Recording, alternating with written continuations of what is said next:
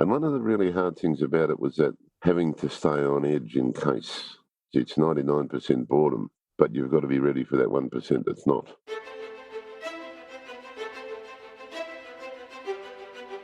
Welcome to the podcast where we track down Australian war veterans, have a chat with them, and hear their stories. I'm Alex Lloyd, and this is Life on the Line.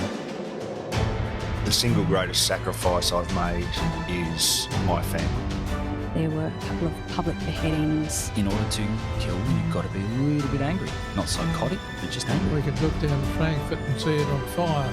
Stuff blowing up everywhere. There will be no surrender. And then they had to fight an enemy in amongst women and children in those buildings. I could never not go back. They were my friends and they felt the top of us. She did say, "You've changed." A soldier put everything on the line to help one of our blokes. Today's veteran conversation is a Skype call between Angus Hordern and Vietnam veteran John Wells.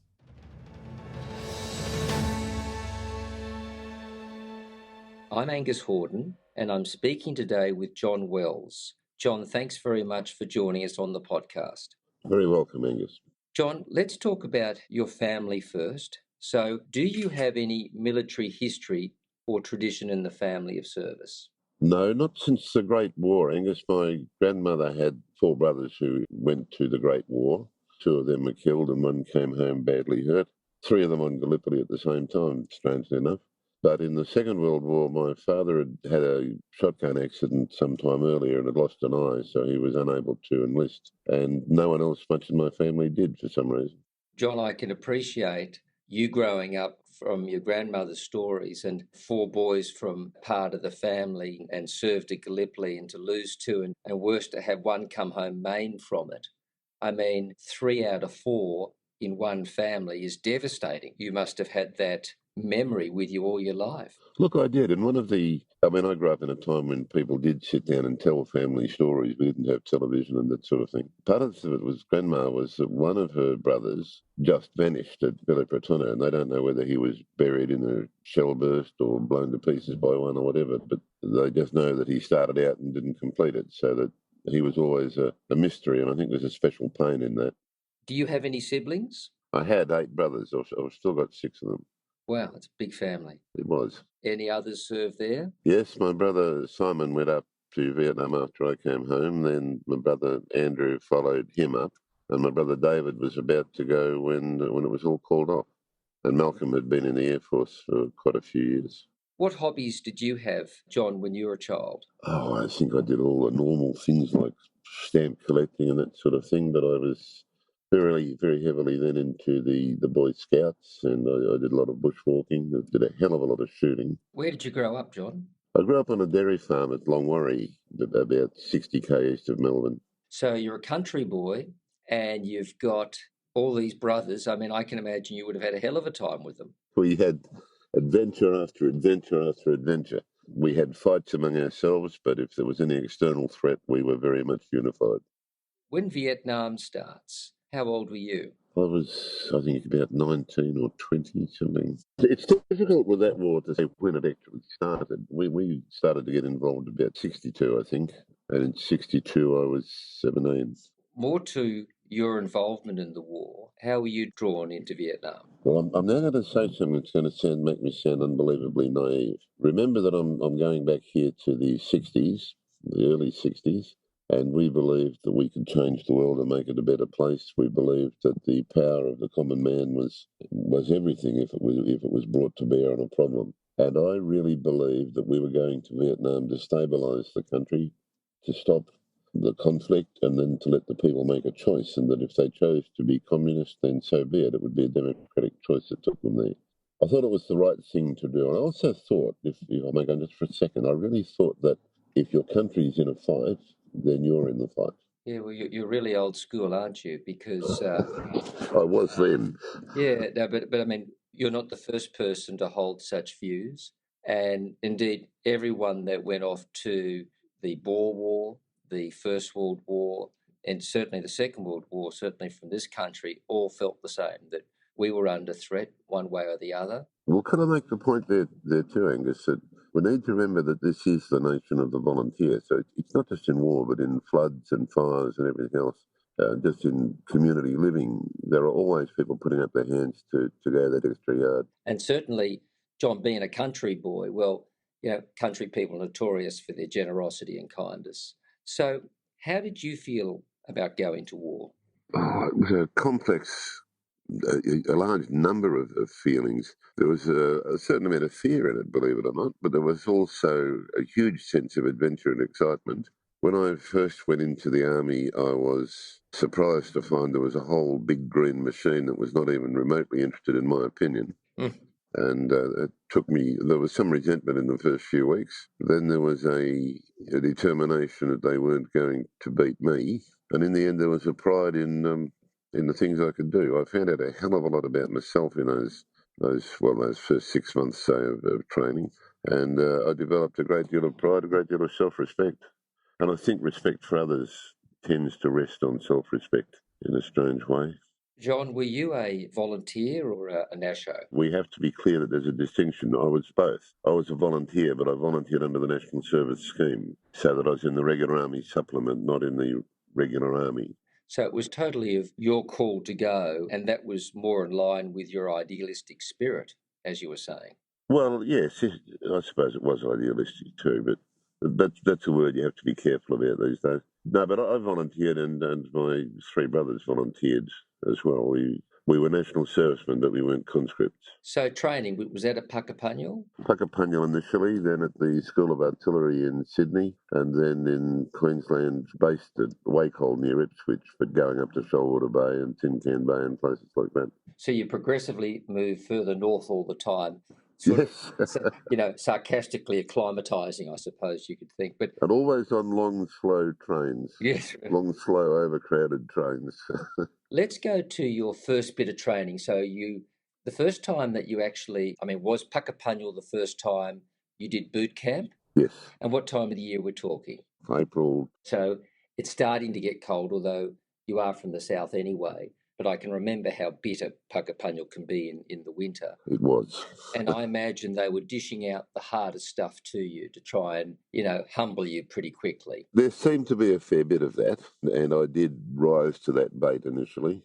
Yeah, it was about toughening us up a bit. It was about sorting us out, I think, to some extent too. Were you fortunate to go in with your brothers, or how did that work out? No, with the brothers, there's more or less 2 years gap between each of us. So I was out when Simon went in, and he was out when Andrew went in. You do all this training. Did you enjoy the training? I know it's very physical and it's very hard. What were your experiences with that? Look, it was very hard. I disliked intensely the fact that some of the NCOs at the time set out almost to demean us, not quite to break us, but to make us think a bit less of ourselves, with the view, I suppose, of building us up. But after a while, you rose above that, and you started to feel a sense of pride in your own ability to meet the challenges.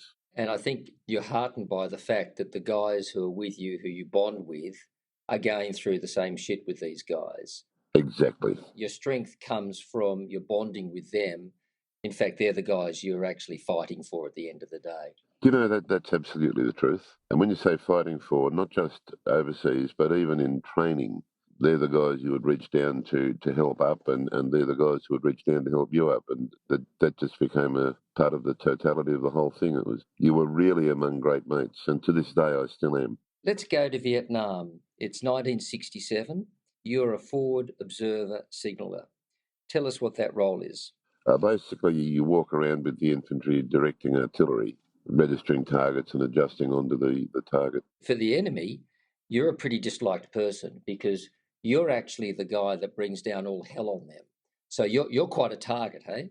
Look, we were. And the funny thing is that the Viet Cong really became aware very quickly that against Australian forces, artillery was swift and accurate.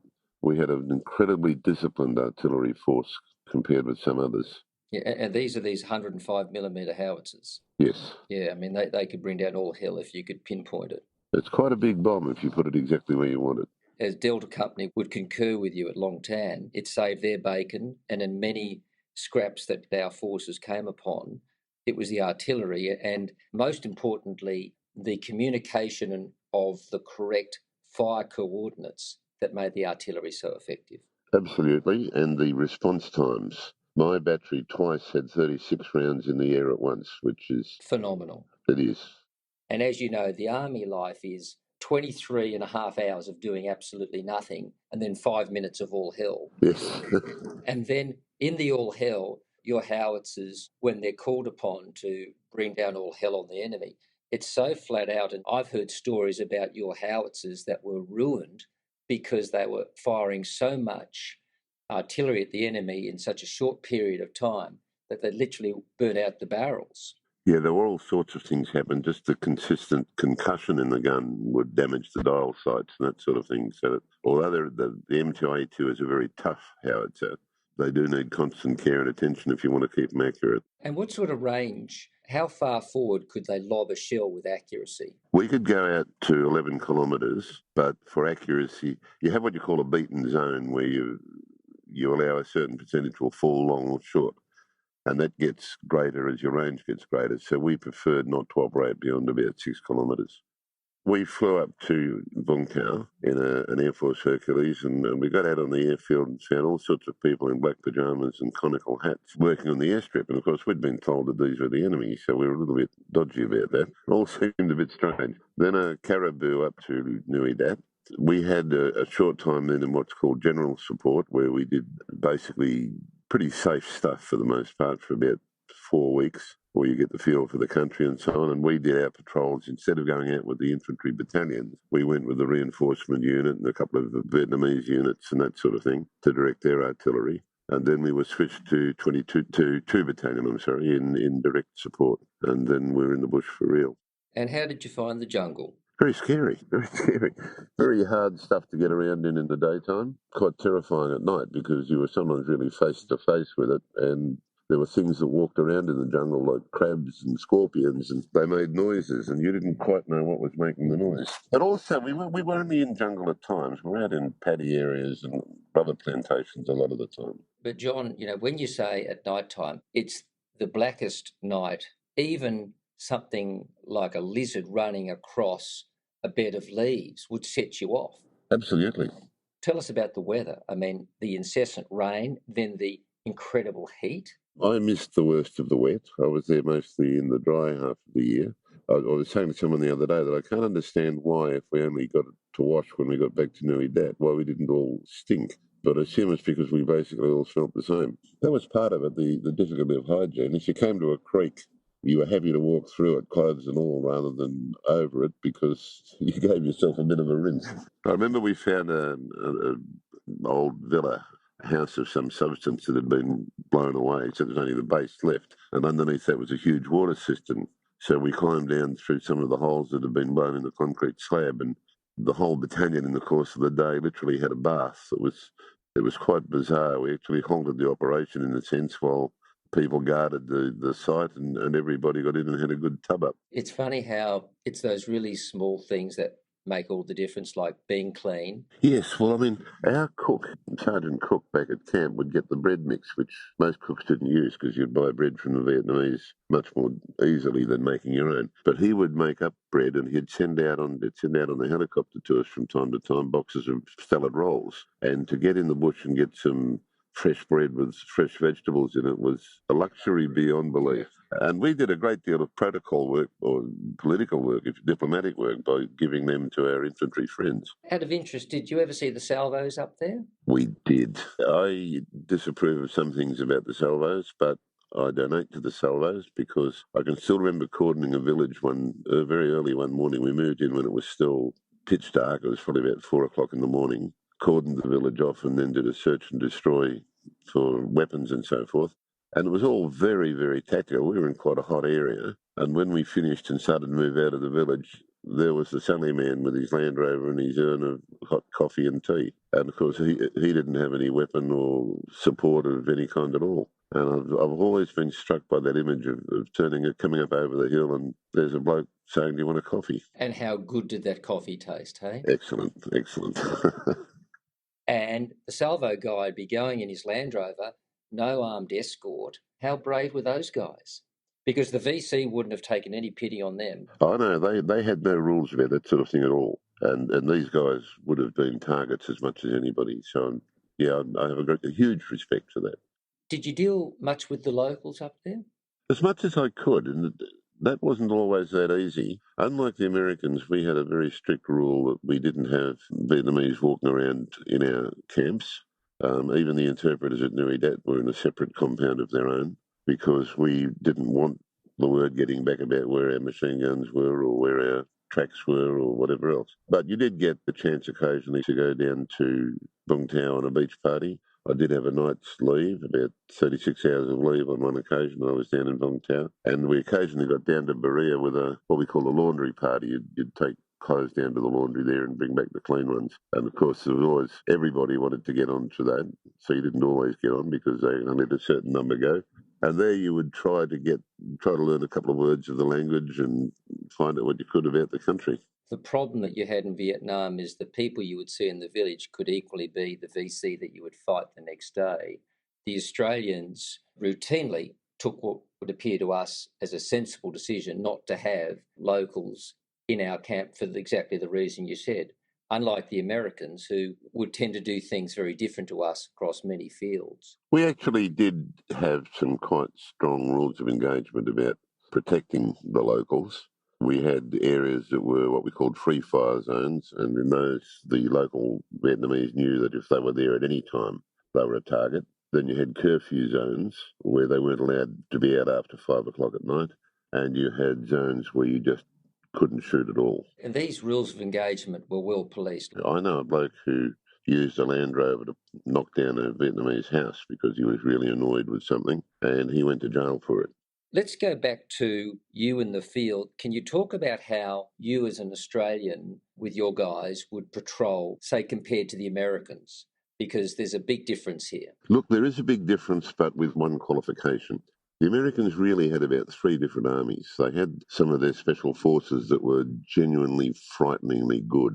And I had an experience where we went out with a dog team to chase up a couple of blood trails. And 2 American Special Forces guys stood up out of grass that was about a foot long. And I'd had no idea they were there until I was within about 50 metres of them. They were top flight guys. And sorry, a blood trail is? Wounded Viet Cong. And we had dog teams that could follow those trails. And strangely enough, or perhaps not strangely, I hope not strangely, quite often that resulted in a wounded Viet Cong being brought back and given all the medical treatment in the world. The bulk of their army, it was possible to be in Vietnam in the American Army 6 weeks after enlistment. That wouldn't be a frontline job, but you could be in country in 6 weeks. It was 6 months for us, and it was a very, very intensive 6 months minimum. So we were much better trained. But in the bush, some of the units were people you just didn't want to work with. You stayed away from them as much as you could. The focus was moving through the bush stealthily, quietly. Yes. And as you say, it taking a long time even to get forward 100 yards. Sometimes, yes. Whilst the Americans would just bush bash through, smoking. Look, they were. Even our most junior officers were pretty well grounded by the time they got in country. And the Army is also quite ruthless about its officers in the sense that if you're not up to it, you don't stay there very long. You finish up counting blankets somewhere. Tell us about your corporals and sergeants. Well, I can tell you that the corporals and the sergeants and non-commissioned officers in the Army had to learn, because of national service, that they needed to lead, not just command, because national servicemen would say, some of them would say, why? And that wasn't normal in the Army, and it actually affected a huge increase in the efficiency of the Army. But again, they were weeded out if they weren't much good, and they finished up in areas where they couldn't do much harm. The NCOs we had in the scrub drove us hard, but drove themselves just as hard. So there was a respect, and even in the end, and I'm not far from going back up to Brisbane to revisit my old sergeant, who's now ailing a bit. There's almost a form of love there. They're sort of father figures, they're mates. It's a strange blend of roles. But we had people, the NCOs we went with in my unit were all men that I admire still today. My unit was 140 at strength. That 140 changed from time to time as people went home in rotations and new people came in. But at strength was 140, 6 artillery pieces, 4 observation parties out in the bush. And you're one of these observation parties out in the bush. How big is your observation party?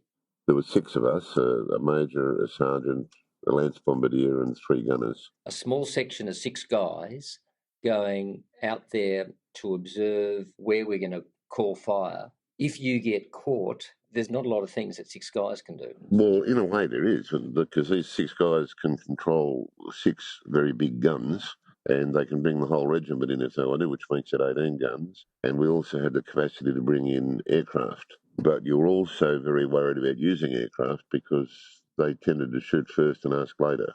When we were sometimes back at Nui Dat, you would get a flight of Phantoms come over and say, we have unexploded ordnance. Where would you like us to dump it? And we would pick somewhere as far away as we possibly could. Unless he's in a B-52. And they had an unbelievable accuracy to bomb with, unbelievable ability to bomb with pinpoint accuracy. It was just staggering how they could fire from Guam or come across from Thailand and put a bomb right on the button every time. Are there any other memorable moments that you've got from Vietnam concerning your unit or indeed other actions? Look, there are a couple that I don't enjoy revisiting. Yeah, there were quite a number of things. We had a chap who was killed by shrapnel when some Viet Cong got in among our position, and he hadn't dug in because he was going out to Hong Kong on leave the next morning. And one of the things you did every night was dig yourself at least a little shell scrape, a little trench that you could lie in, 8 inches deep, 18 inches wide sort of thing. And he hadn't done that, and he paid the biggest possible price for it. But we had lots of occasions that were even funny. I remember going through a rubber plantation one day where a deer came running down the line, and almost as fast as the deer came the word, "Don't shoot that deer." They all figured there'd be a deer hunter somewhere in the line and he wouldn't be able to resist. But no, there were things. I remember stopping at a fire support base called Giraffe, which at that stage was just a clearing on a slope, and we had to surround it and clear it. And then the first night we had one strand of barbed wire around it, and the Viet Cong probed us, and that was quite a worrying night. They didn't press in any great numbers, but they were there. So that, again, it's one of those things where not a lot happens after the first half hour, but you've got to stay on edge till daylight. And one of the really hard things about it was that having to stay on edge in case, as you said earlier, it's 99% boredom, but you've got to be ready for that 1% that's not. Of sheer panic, yeah. Well, actually, you don't panic at the time. You stay very cool, calm and collected at the time, and then you get the shakes afterwards. So were you in any engagements where the enemy got close enough to you that you had visual on them? Twice, yeah. What did you have, an SLR or an M16? Or No, I had an M16 because it was lighter. We carried so much stuff that every ounce you could save was worth saving. But remember that my job wasn't really to use my rifle. My job was to use my radio. You mentioned that you lost a mate to shrapnel. Were there any other of your mates that you lost? No. Really a friend of my brother's more than of mine, but a bloke that I knew well and liked a lot who was killed about 18 months after I came home. But that was all the personal loss that I suffered. That's interesting too, that you get an incredible guilt when you come home and you hear of things like that because you're at home clean and shaved and showered and eating 3 good meals a day in comfort. And you really feel guilty about the fact that there's still blokes up there in the bush who are not. And you survived? Yeah. And how did your brothers fare in the war? Andrew came home. He had a fairly nasty war. He was in 3 Battalion in Delta Company 3RA, and he had a great many contacts and came home with an absolute hatred and loathing of all things Asian, which he got over in a way that surprised me. The Dandenong RSL one Anzac Day about 2003 or so, he came out to the car park at the back and called to me across the car park. And then, just bear with me for a moment. This story has a little length to it. He called out right across the car park, "Hey, what? You know all them little slope gook mates of yours?" Because we had a lot of Vietnamese ex-servicemen with us in the club. And I shriveled. I thought, that's not quite how I'd have shouted it out across the car park, but still. And I said, "What?" And he said, "They're good little buggers when you actually talk to them." And he'd turned around from the bar with a couple of beers and bumped a Vietnamese guy and spilt the beers. The Vietnamese guy insisted on replacing them and then made Andrew sit down at their table and chat for a while. And that 20-minute chat ended his entire anti-Asian stance. Quite amazing. And he said, once you talk to them, he said, they did all the same things we did. And you think, well, exactly, But Simon went up as a postal clerk, and you would think that was a pretty safe and mundane job. But he actually had 2 incidents in a helicopter that was shot up and a personnel carrier that ran over a mine. So nobody was really entirely safe. getting your letters from home was a big deal. Oh, look, it was fundamental. And the postie had to get through. So if you were in a forward unit, they would send him forward to deliver the mail and probably other supplies. So he could be put in harm's way. You wouldn't think so? No, you don't think so, but they could. And I don't think anyone who's not been there in those older days can understand how important your mail is. Yeah, well, it was your only real link with home. Every digger would have 2 or 3 letters in his pocket somewhere, and he would carry them for weeks. And he'd share them with you. Oh, yeah, yeah. So you would know in your unit what your mates' families were up to and what their news was, because what else did you have to talk about? They were your family. The blokes you're with were your family, and therefore their families were your families. You get through the war. When you come home from Vietnam, what happens? That's the crux of it, and that's the crux of it today. When you come home, you step out through a doorway that closes behind you and that you can never really quite reopen, and you move into a different world. It's not the world you were in Vietnam, and it's not the world you were in before you went to Vietnam. It's a different world, and it is really, really hard at times to make that adjustment. My main problem was a sort of a guilt thing that I was home and my mates weren't. But we have other blokes who have real trouble with the fact they've lived an adrenaline-fueled life with all the adventure in the world, and suddenly they're sitting in an office, or worse still, suddenly they don't have a job at all. And that adjustment is fantastically difficult. It's also fantastically difficult for the authorities to deal with because it's such an individual thing. There are people who transition without much trouble at all, and I was one of them. But there are blokes who don't make the transition at all successfully. We've still got people today whose lives, among my friends, we've still got people whose lives are still tied up in what happened back in 67, 68. I'm fairly lucky in that I've been able to move beyond that. I still have those connections. I still do a lot of work with ex-servicemen, but I've had another life altogether. Some of them haven't. It's desperately hard for some blokes to make the switch. In a way, you're making the switch from a time when you think that you're 10 feet tall and bulletproof to a time when you're suddenly just ordinary like everybody else. And that can be hard to handle. And as you've testified, you found out that some of those guys weren't 10 feet tall and they weren't bulletproof. Now, that comes as something of a shock to the system, I can tell you. It really does. At one level, you know that you're not, but at another level, you really do start to think that you are. I mean, if you think of it, you're a young man, you've got an automatic weapon, you ride in helicopters, you get winched up and down, you climb ropes and walk for many, many more miles than you thought you could. And you're in this bunch of mates who are also doing it with you, and there's a sort of an incredible closeness. It's really as different from civilian life as you can imagine. That sounds a superior thing to say, or patronising thing to say, and I don't mean it in that way at all, but you can't really put it into words. Are you glad that you served? Yes, I am extremely. And do you do anything with other veterans today? I do a great deal. I was until a month or so ago a director of an organisation that houses veterans. I'm still a member of that. I'm the president of a very large RSL here in Victoria. I run my own unit association pretty much. And we're running projects for younger veterans, all sorts of things. Involvement's still pretty strong because I'm retired. I've still got all the marbles. I've got the time, I've got the money, I've got the support from my wife. I can put a bit back.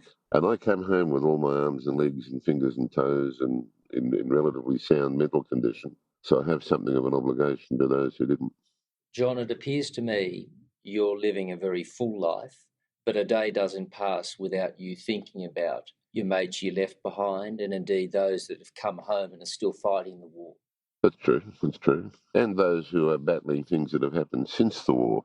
Civilian life itself's complex and brings its own dangers too. I must say it's been great talking with you today. It's very difficult for people to appreciate what you've been through unless they've been in those jungles, they've been with their mates who have then left us. But you've come back and you've buried yourself in really wonderful service where you're giving back to the community and indeed keeping the memory of your unit alive. And it's been our pleasure and honour to have you share your wonderful life story with us today here on Life on the Line. John, thank you once again for coming with us today. Thank you, Angus. I've appreciated the opportunity.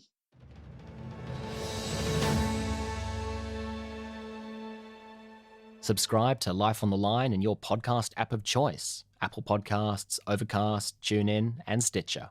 And rate us 5 stars to help get these Australian stories of service to a wider audience. Connect with us on social media. We're on Facebook, Twitter, and Instagram. You can also check out our website and, on there, subscribe to our newsletter. The site is www.lifeonthelinepodcast.com.